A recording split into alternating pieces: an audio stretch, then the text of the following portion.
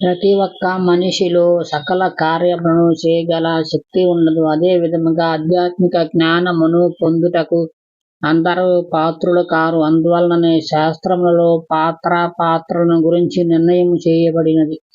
జనులు తాము నిర్వర్తించే కర్మల చేతనే అదృష్టవంతులు మరియు దురదృష్టవంతులుగా నిర్ణయింపబడ్డారు. అధికారులు అనధికారులుగా శాస్త్రంలో నిర్దేశించి సద్గుణములు కలిగిన వారికి ఆత్మ జ్ఞానము పొందుటకు అర్హత కల్పించి ఉన్నారు.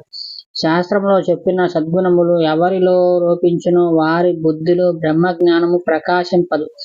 అటువంటి అనధికారులైన శిష్యుని లక్షణములు భగవానులు ఈ విధంగా చెప్పారు. దుష్టుడైన వాడిని, సద్గుణములు లేని వాడిని, పిరికివాడిని, నపుంసకుడిని, తన పాండిత్యముపై గర్వము కలవాడిని, ఇతరులకు శిష్యుడైన వాడిని గురువు శిష్యునిగా చేసుకొనరాదు. వారు ఆత్మ జ్ఞాన దీక్షకు అర్హులు కారు.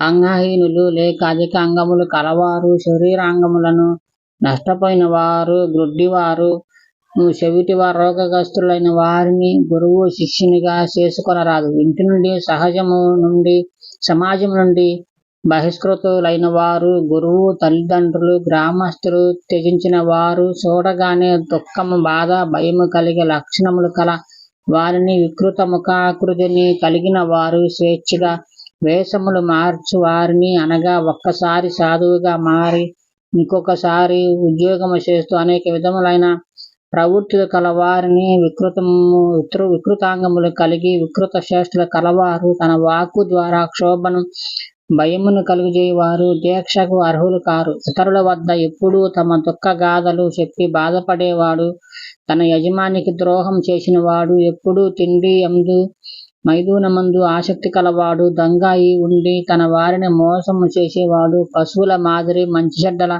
ఆలోచన చేయకుండా నడిచేటువంటి వాడు, ఆత్మవంచకుడు దీక్షకు అధికారి కాలేడు. ఆ కారణంగా దేశించేవాడు, నవ్వేవాడు, క్లేశములు కలిగించేవాడు, క్రోధమును ప్రదర్శించేవాడు, అత్యంత హీన కర్మలు చేయుటకు సాహసించేవాడు, ఎటువంటి ప్రయోజనం లేకున్నా ఇతరుల మనసు కష్టపెట్టి ఎగతాళి చేయి వానికి శిష్యునిగా చేసుకొనకూడదు.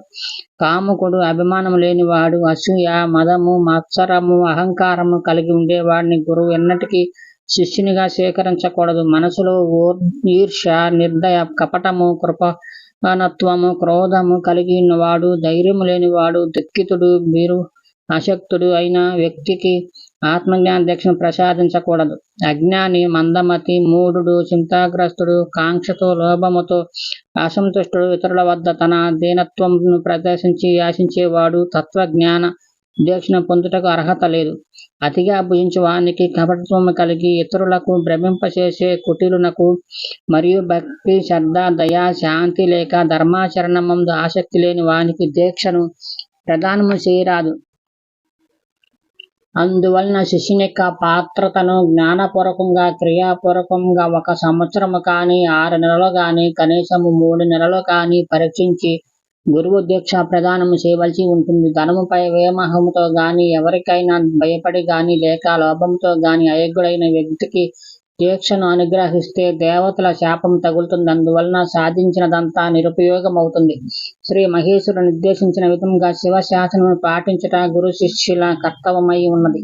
అందువలన శాస్త్ర విధిని త్యజించి ఎవరైతే స్వేచ్ఛగా తిరుగుతారో వారు సిద్ధి పొందలేరు, సుఖమును పొందలేరు, జ్ఞానమును పొందలేరు. శాస్త్రానుసారంగా కర్తవ్యులను నిర్వర్తించిన వారికి మాత్రమే అభీష్ట సిద్ధి కలుగుతుంది. భక్తి శ్రద్ధలు లేని వ్యక్తికి జ్ఞానోపదేశములు చేసినట్లయితే అతడు అపవిత్రుడవుతాడు. గోవు యొక్క పవిత్రమైన పాలు, నెయ్యి కుక్కకు తినిపించినట్లయితే కుక్కకు గజ్జి, దురదలు కలిగి కేశములు రాలిపోవును. ఈ విధముగా అపాత్రునికి ప్రసాదించిన జ్ఞానము అతడికి అనర్థము కలుగజేయును. శ్రద్ధావంతుడు, ఉత్తముడు, భక్తుడైన వాడికి ఇవ్వబడిన జ్ఞానదీక్ష అతడికి అనేక శాస్త్రము నిర్దేశించిన ప్రయోజనములను సిద్ధింపచేయును.